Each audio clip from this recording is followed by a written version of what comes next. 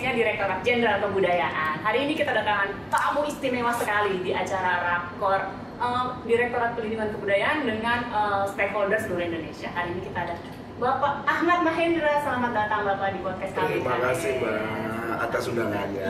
Kita nyebut terima kasih loh Pak. Sahabat budaya sudah tahu pasti kalau Pak Mahendra ini adalah direktur dari Direktorat Perfilman Musik dan Media Baru ya Pak ya? Media aja. Media. Ya. Boleh dikasih tahu nggak Pak, Direktorat Perfilman Musik dan Media itu tusinya apa ya Pak? Sebetulnya Direktorat Perfilman Musik dan Media, dulu Media Baru awalnya. Jadi ya soal perfilman, soal musik dan soal media baru itu ya awalnya. Tapi sekarang soal media karena diinginkan untuk lebih diperluas soal ke media. Tapi di dalamnya ada media baru itu dan media seperti yang ya publikasi itu juga tercakup di sana. Nah soal perfilman ini tentu kita harus melihat ekosistem perfilman. Jadi ada 7 ekosistem perfilman yang ada di situ yang sudah ditetapkan oleh Badan Perfilman Indonesia. Jadi ada kreasi, kemudian ada produksi, kemudian ada eksebisi, kemudian ada kemudian literasi dan apresiasi, kemudian ada pendidikan perfilman, kemudian ada arsip. Terakhirnya pasti arsip ya Pak? Ya, terakhirnya pasti arsip gitu. Jadi semua hal itu ada seperti.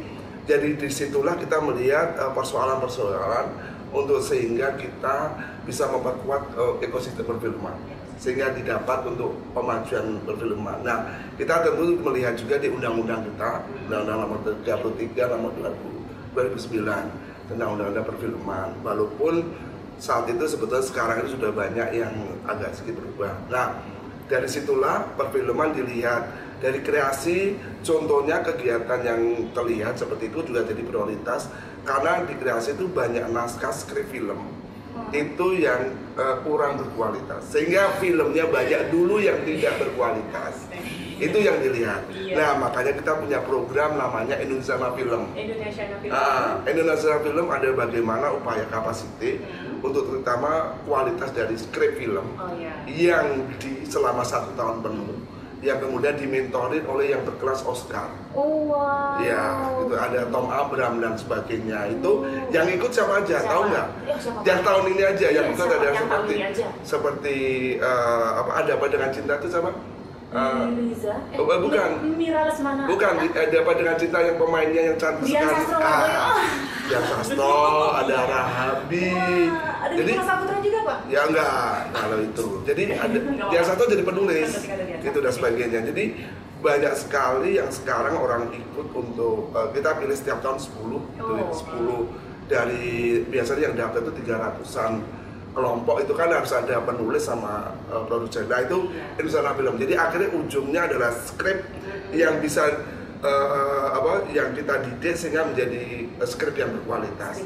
Ya karena dimentorin selama setahun oleh yang tadi yang mendapat Oscar.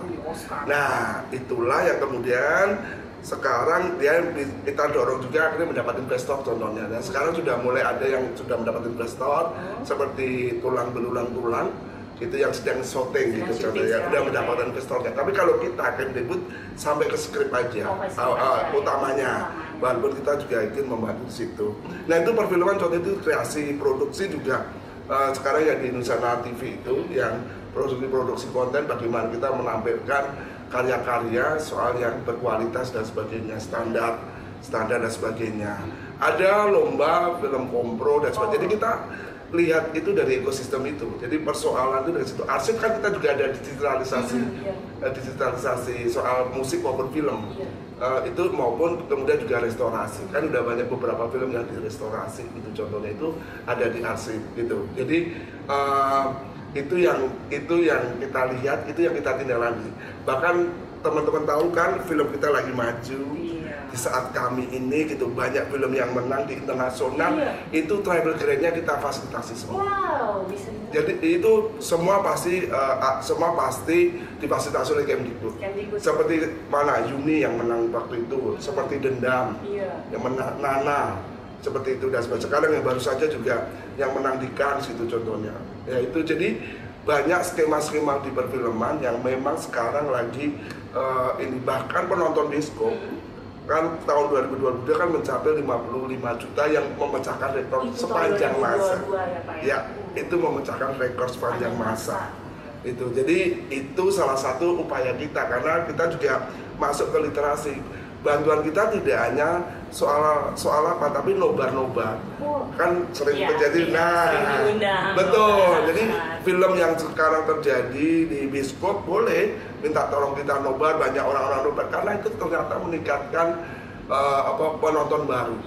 Itu minat orang untuk nonton, kemudian itu di situ. Jadi banyak program di perfilman ini yang kita melihat persoalan-persoalan yang ada di ekosistem perfilman. Itu. Kalau media itu di Direktorat Perfilman Musik dan Media ini media apa? Media sosial? Ya media ini sebetulnya bagaimana cara kita memanfaatkan media seperti yang ada di strategi di Undang-Undang Pemajuan kita Kebudayaan. Jadi memakai penggunaan teknologi untuk dalam upaya pemajuan. Makanya seperti upaya podcast ini, tapi kalau podcastnya berkelas itu sebetulnya juga bagian masuk. Tapi media yang kita maksud adalah nanti yang sekarang ini adalah awalnya adalah media baru. Media baru itu teman-teman tahu yang penggunaan teknologi kan, dan juga seni media. Jadi interpretasi, jadi media baru ada dua. Satu penggunaan teknologi seperti immersive art, hologram yang waktu itu mapping di Borobudur, Indonesia Bertutur itu. Nah itu adalah media baru, bagaimana menarasikan warisan budaya kita. Nah itu adalah media baru. Nah kemudian kalau satunya adalah seni media yang kemudian juga sama menarasikan warisan budaya tapi diinterpretasikan seperti menjadi instalasi. Itu pertunjukan prehistory body yang waktu itu menarasikan manusia purba yang dari Sangiran. Itu kan jadi pertunjukan. Nah itu jadi perfilman musik media ini juga punya misi untuk generasi muda sebetulnya, lebih ke sana karena kita dihilir. Nah, kita memberi jembatan. Jadi bagaimana soal memahami warisan budaya dengan cara kekinian. Nah, itu adalah sebetulnya tugas kita. Makanya ada waktu itu juga ada program yang Sandiwara Sastra yang sempat podcast jadi booming waktu itu juga program kita. Yang waktu itu di podcast di Spotify yang akhirnya kita 10 seri tapi kita jadi trending topik 3 minggu berturut-turut. Itu contohnya. Kemudian di tepi sejarah bagaimana menarasikan tokoh lewat monolog. Nah, dengan cara kekinian, ya waktu ada di pertunjukan maupun ada di budaya saya. Waktu itu kan pada saat pandemi kita banyak menarasikan program-program yang kemudian jadi produksi-produksi konten. Itulah cikal bakal dari Rencana TV awalnya. Kita harus belajar dari rumah, ingat ya, yang di TVRI. Nah itu kan kami yang bertanggung jawab kan, produksi-produksi kontennya dan sebagainya. Nah itu adalah bagaimana kalau produksi konten kita sebetulnya bagaimana dengan kualitas sekarang, dengan interpretasi sekarang, tapi soal kebudayaan kita. Jadi di situ. Gitu. Tadi Bapak nyebut Indonesia TV. Iya. Boleh nggak Pak dikasih tahu Indonesia TV itu apa ya? Sebetulnya Indonesia TV adalah itu masuk di dalam Merdeka Belajarnya Mas Menteri kan, ya kan, kan nomor kalau nggak salah nomor 18 atau berapa kalau nggak salah.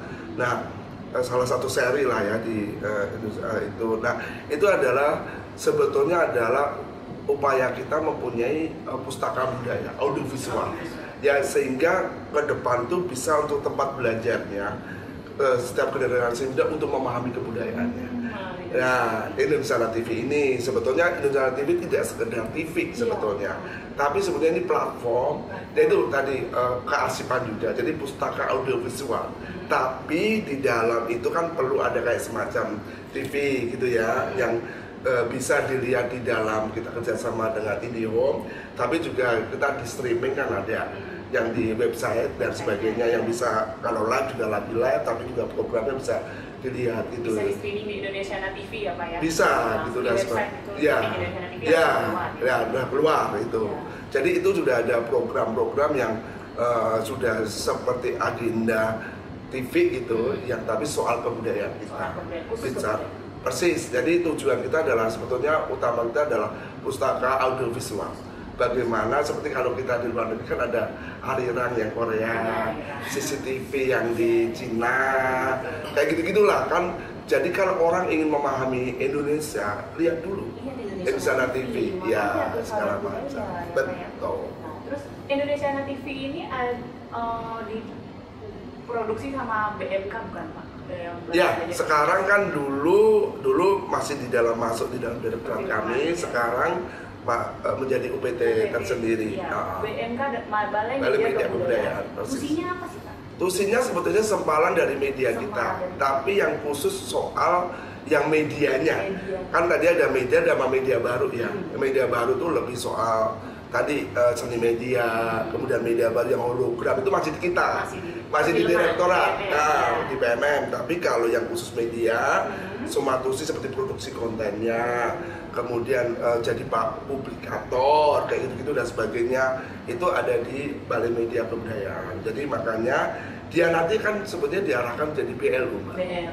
Balai Layanan Umum. Ya, seperti satunya yang nanti ya Museum dan Cagar Budaya gitu. Jadi nanti kan akan ada bisnis seperti soal publisher, soal hak kekayaan intelektual, hasil produksi konten kita kan bisa dijual. Gitu juga gitu. Ya itu ke depan, tapi kan sekarang kan belum. Ya sebagai untuk yaitu pembelajaran.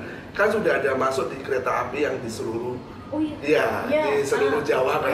Di depan itu ya. Persis itu. Terus kemudian ada beberapa yang sudah di luar negeri. Udah di Korea, di Timor Leste dan sebagainya. Ya. Dan sama dengan hari ini juga ada rapat dengan yang punya TV-TV lokal itu loh, Mbak. Yang suka pakai antena dan sebagainya. Baik, terus selain BMK dan PMM, tadi Bapak nyebut Museum dan Cagar Budaya. Ya. Bapak Ahmad Mahendra ini juga PLT dari PLT Direktur ya Pak ya? Bukan, PLT Kepala Museum dan Cagar Budaya. Apa itu? Apa ya? Museum dan Cagar Budaya. Apa coba teman-teman gitu ya? Iya, bantu dijawab dong Pak. Iya, ini sangat baru, ya, fresh on the sangat ini dan ini sangat mulia tujuan. Saya bilangkan tujuan dulu ya. Yang Museum dan Cagar Budaya ini ada tujuannya adalah peningkatan pelayanan sama penguatan untuk pelestarian kebudayaan, termasuk pelindungan. Termasuk itu ya. Di dalamnya. Nah, MCB ini Museum dan Cagar Budaya ini sebetulnya itu di dalamnya ada sekitar 17 museum. Mungkin kayak seperti saya sebut sebagian dulu ya. Museum Nasional, Museum Gajah, Museum Naskah Proklamasi, Museum Kebangkitan Nasional, Museum Sumpah Pemuda, Museum Balikirti, terus kemudian ada Minha yang ada di Jombang, Songtors yang ada di Pacitan, kemudian Sangiran, itu Museum Sangiran, BPSMP yang dulu betul, Museum Sangiran yang itu kan wilayah kita. Kemudian mana lagi ya? Kemudian kalau candi yang cagar budaya kan ada Borobudur, Prambanan, Muaro Jambi, Sangiran juga. Itu. Jadi Borobudur Prambanan itu MCB. Iya, sebagai pengelolaannya. Jadi kalau pelindungannya, pelindungan itu tetap dilakukan oleh teman-teman BPK. Tapi kalau pengelolaannya, pengembangan dan pemanfaatannya sama itu adalah ada di kami gitu. Dan nanti kan juga kita kan perlu clear nih sama teman-teman pelindungan nanti. Sebenarnya kami datang sekarang ini di rapor pelindungan itu sebenarnya pengen bicara sebetulnya, tapi karena kita berkaitan dengan Direktorat Pelindungan dan berkaitan dengan PPK gitu, yang ada wilayahnya yang ada situs-situs yang masuk wilayah kita. Kita biasanya aset kita itu Gunung Padang termasuk. Aset kita itu biasanya yang sudah masuk di CB nasional, yang CB nasional dan tanahnya aset dan Kemdikbud.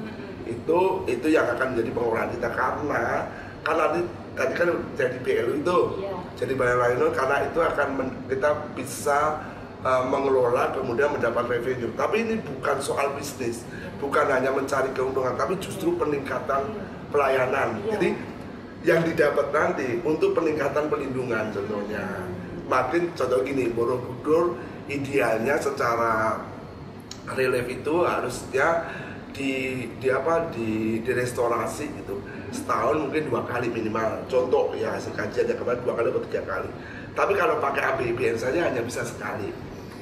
Nah, ini nih tadi lewat pengelolaan tadi tuh yang mendapatkan dari pendapatan dari sebagai pemerintah namanya karcis, kita nanti kerjasama banyak pihak dan sebagainya, nantilah disitulah untuk penguatan bisa memenuhi, jadi reliefnya jadi makin terpelihara dalam urusan konservasinya ya gitu, persis. Nah, tapi nanti kita kerjasama sama teman-teman di Balai Pelestarian Kebudayaan. Kalau yang ada di urusan mereka contohnya Dieng gitu, perlu apa ya nanti BPK itu bisa mengusulkan ke kita kalau soal pelindungannya, kalau di APBN tidak ada. Karena kan kita mendapatkan pendapatan yang revenue yang dari berbagai kita kegiatan selain seperti karcis dan sebagainya. Jadi itu salah satu tujuan kita. Nah, sekarang ini MCB tadi kan ada 17 museum gitu ya. Cagar budaya ada 34. Jadi sudah disebutkan Borobudur, Prambanan, Dieng, Muaro Jambi gitu, Candi Certo dan sebagainya lah gitu. Jadi sekarang ada 34 yang sedang kita, tapi kita kan tidak boleh kan dulu awalnya ya teman-teman dari arkeolog curiga nih, wah kok candi kita dikomersialisasi. Iya. Orang pasti mikirnya gitu Pak. Isunya begitu kan? Iya. Itu ups gitu, tapi sekarang sudah reda gitu, sudah tenang karena setelah saya terangkan, saya bikinin konsep gitu ya. Saya bikinin konsep bahwa kita ini adalah penting sekali, makanya kita sekarang ada asesmen potensi. Asesmen potensi itu baik di museum maupun di cagar budaya. Selain SDM. Jadi ada 3 yang di asesmen potensi oleh kita. Yang pertama SDM itu melihat sebelum existing yang sekarang, kemudian idealnya nanti untuk mengelola yang lebih profesional. Nah itulah nanti bisa menjadi 2, kita bisa mengupgrade SDM yang ada atau menambah yang baru gitu ya. Tapi tentu kita upgrade dulu melihat yang SDM yang ada. Nah kemudian museum dan cagar budaya itu ada 2, satu menarasikan dan kemudian yang kedua adalah OUV-nya. Melihatkan outstanding universal value. Jadi setiap itu harus diketahui dulu, gitu. Karena kita ingin memahami apa yang bisa dinarasikan.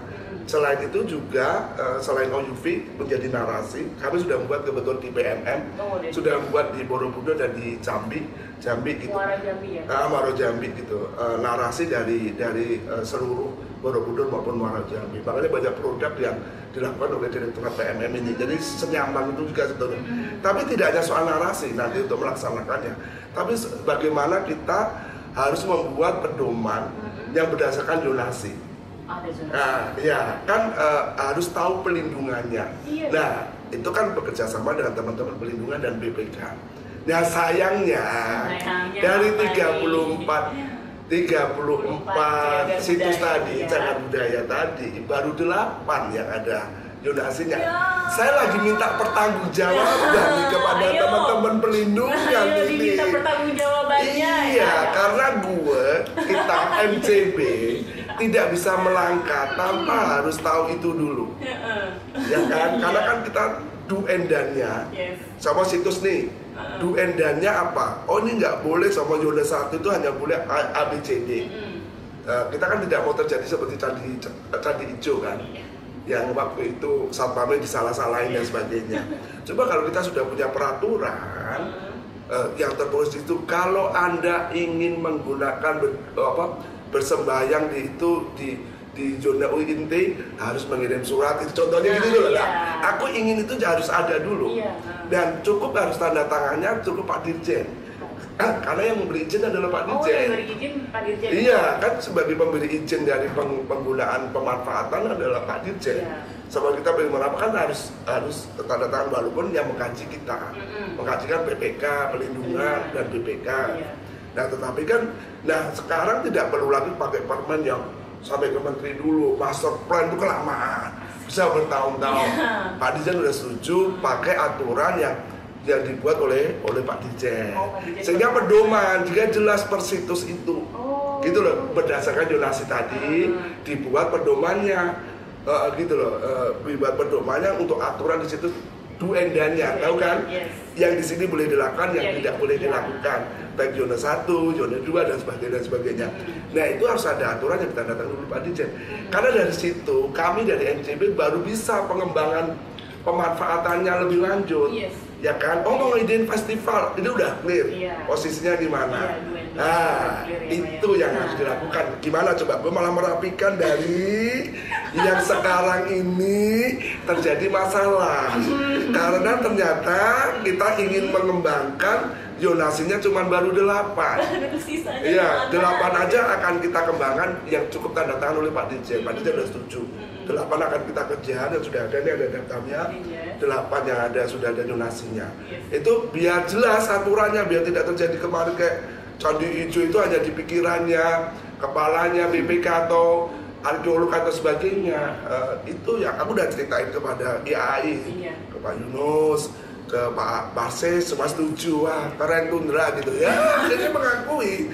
Itu satu ya. Satu. Nah untuk museum. Museumnya. Nah, maksud tadi yang cagar budaya selain tadi do and done, pedoman, outputnya adalah kemudian adalah narasi tadi ya. Jadi output dari untuk cagar budaya yang di asas potensi menghasilkan narasi dan menghasilkan peraturan yang ditandatangani oleh Mas Menteri. Mas Menteri ya. Tanda tangan Pak Dirjen. Dirjen. Ditandai Pak Dirjen. Jadi sehingga kita melangkah itu jelas. Narasinya juga sudah kita bikinin sehingga apa kegiatan itu harus bersumber dari sini. Yes. Berkembali ya bersumber dari ceritanya. Seperti narasi itu kembali dari OUV sama Borobudur kan masuk dari 11 kategori UNESCO kan masuk 3 tuh. Nah dari 3 itu kan ada atribut-atribut tuh. Saya lebih hafal Mbak. Ih, tahu banget nih Pak. Coba bayangin belum tentu loh teman-teman pelindungan loh. Teman-teman pelindungan. OUV-nya paham nggak tuh teman-teman? Paham nggak OUV? Gitu? Saya paham OUV itu justru pada saat Indonesia bertutur Mbak. Oh.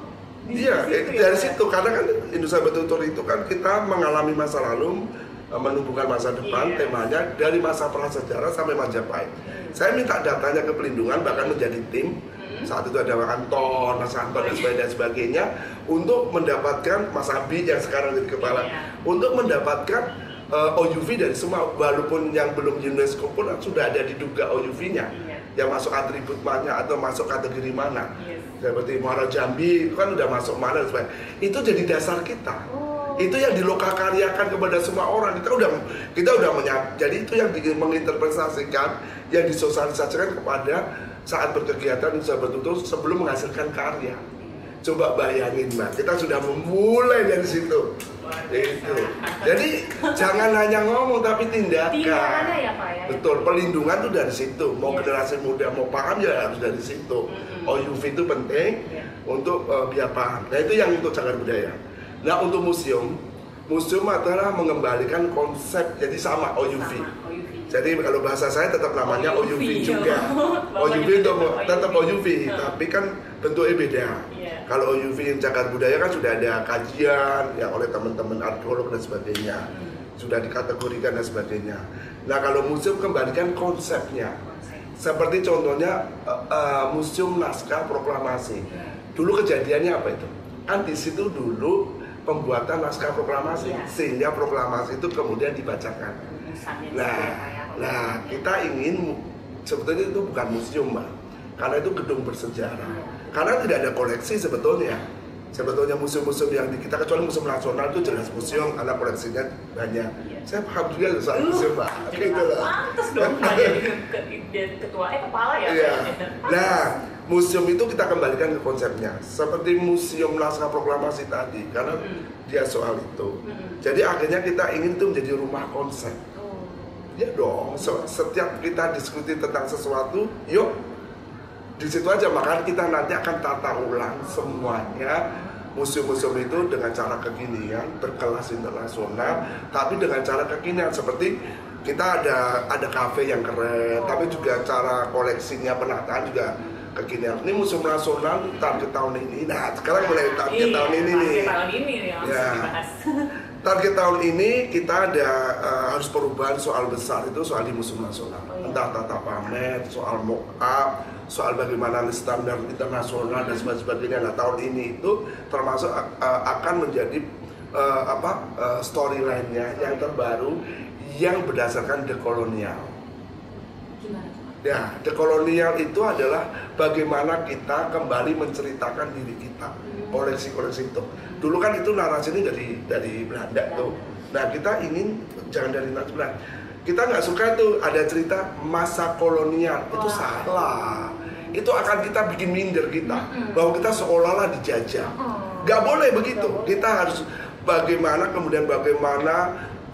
pahlawan kita mengusir. Nyamuk. Iya, jadi jangan ada kata yang minor. Iya. Jadi semua memberi efek positif kepada generasi muda kita. Positive vibe ya Pak? Iya, story-nya begitu. Jadi kita mengusir, kita bagaimana kayak gitu-gitulah.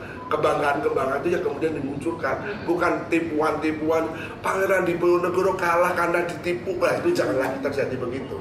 Gitu loh. Kita harus belajar dari Pangeran Diponegoro gitu. Iya, gitu. Jadi kita lebih bagaimana sekarang seperti cerita prasejarah kita, bahwa kita itu posisi penting di dunia. Coba itu yang harus diomongkan di dalam konteks di situ. Jadi tidak lagi bercerita yang kita seolah-olah ya bangsa yang dijajah kayak gitu-gitu loh. Itu namanya dekolonial. Termasuk kita melengkapi cerita-cerita yang soal mungkin misteri, mitos. Itu nggak apa-apa. Tapi kan kesukaan Indonesia begitu Pak. Ya itu, ya memang harus begitu. Itu kenyataannya harus, bahkan itu kan bisa potensi kita, kenapa enggak? Kita harus jujur terhadap diri kita. Jujurlah Bapak. Jadi kita itu ya, museum kita lagi nata total, termasuk juga cagar budaya. Jadi tidak menyalahi pelindungannya, justru memperkuat pelindungannya. Gitu loh. Nah, itu yang kita sampaikan kepada pihak.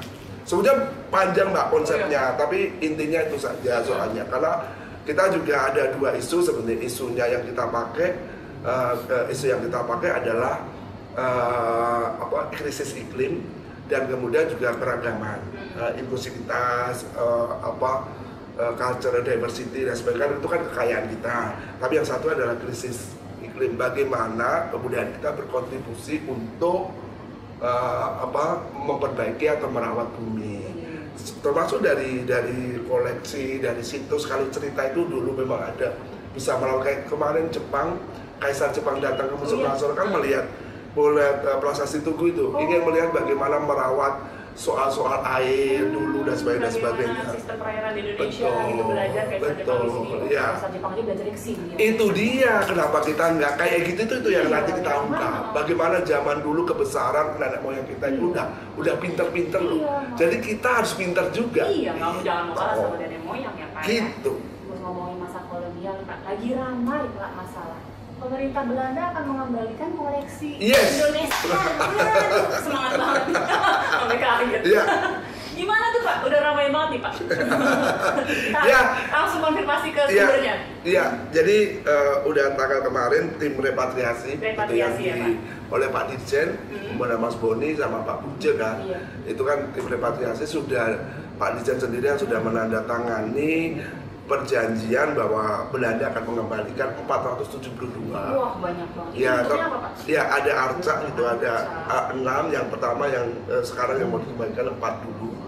4, kemudian ada Mita Maha, itu adalah kayak lukisan gitu, tapi sedang lagi rusak, sedang direstorasi. Kemudian dari Lombok itu emas-emasan yang dulu dirampas gitu ya, yang dirampas. Terus kemudian ya koleksi itu ada sekitar 472 gitu. Itu kalau yang dari Singosari yang tadi arca itu kan masterpiece banget juga. Itu arca di masa itu yang memang arca Singosari kan katanya secara art itu paling bagus. Iya. Di eranya saya nggak tahu itu ceritanya, saya hanya menyampaikan aja. Tahu. Ya begitu. Dan kita sekarang nanti sore saya jam 5 juga akan rapat soal, kemarin udah rapat soal membentuk tim untuk siapa saja yang berangkat untuk mendata, menginventarisasi, memastikan. Kemudian tim berikutnya adalah yang ikut memaking, kemudian packing gitu ya, Pak, ngurus ke bea cukai dan sebagainya. Yang kemudian akan dikembalikan mungkin sekitar Agustus itu sudah kembali. Agustus sudah kembali ke ya, Indonesia. Akhir Agustus kemudian sudah kembali ke Indonesia dengan pakai pesawat. Dan yang membiayai semua itu adalah dari pihak Belanda. Wah, itu sudah kita siapkan semua, soal keamanannya, soal segala macamnya. Bahkan kita kan rencana untuk pameran nanti di sekalian launching kita di bulan November. Oh, itu akan dipamerkan, Pak? Langsung nanti. Gitu. Nanti tunggu aja ya. Saya diundang ya, Pak ya? Ya. Boleh kan, yang penting bayar masuknya. Lo kan Museum Nasional udah bayar lo. Oh iya. Ya. Museum Nasional udah bayar lo. Iya, harus berbayar gitu masuknya. Nggak bisa orang dalam, Pak? Oh, nah kalau nanti saya kasih diskon lah. Oke. Baik, siap. Kita udah di penghujung acara ya, Bapak Ogi. Udah banyak sekali ya? Udah banyak sekali yang dibicarakan. Aduh, dibilang cukup juga, padahal saya masih ngomongin banyak. Tapi di-cut karena Bapak ini nanti juga akan presentasi ya, Pak ya, di Rakor. Nggak tahu sih, enggak. Wah, presentasi dong, Pak. Penasaran nih, Pak. Ayo, gitu. Ayo, ya Pak ya. Baik, Oke. Di penghujung acara, sebelum kita akhiri acara ini, kita minta kuas dulu, Bapak. Oke, siap. Ya, silakan kuas dari Bapak Ahmad Mahendra. Siap, teman-teman, saudara-saudara, penggiat budaya, masyarakat semua. Kalau quote dari saya sih, seperti yang sudah saya sampaikan tadi, sebetulnya tagline kita yang ada di tema Indonesia Bertutur yang akan terus kita pakai juga itu, karena itu juga cocok dengan di PMM juga, direktorat kami, karena menjembatkan ke generasi muda. Jadi quote-nya adalah mengalami masa lalu. Itu adalah warisan budaya kita semua, baik CP maupun OPK, tapi menumbuhkan masa depan. Jadi ini adalah inspirasi untuk warisan budaya kita, menginspirasi untuk masa depan kita. Jadi kita tidak akan meninggalkan mereka. Jadi mengalami masa lalu, menumbuhkan masa depan. Mengalami masa lalu, menumbuhkan masa depan, luar biasa quote dari Bapak Ahmad Mahendra ya. Sahabat budaya, kita sudah di penghujung acara. Jangan lupa saya disuruh gimana tadi Bapak Ogi promosi sosial medianya. Ada, jangan lupa follow Instagram, TikTok, dan YouTube Pelindungan Kebudayaan dan Budaya Saya, ya kan, dua-duanya. Karena kita di bawah Direktorat Jenderal Kebudayaan. Baiklah, sampai jumpa di sini dulu hari ini kita podcastnya Sahabat Budaya. Sampai bertemu di podcast lainnya. Dah.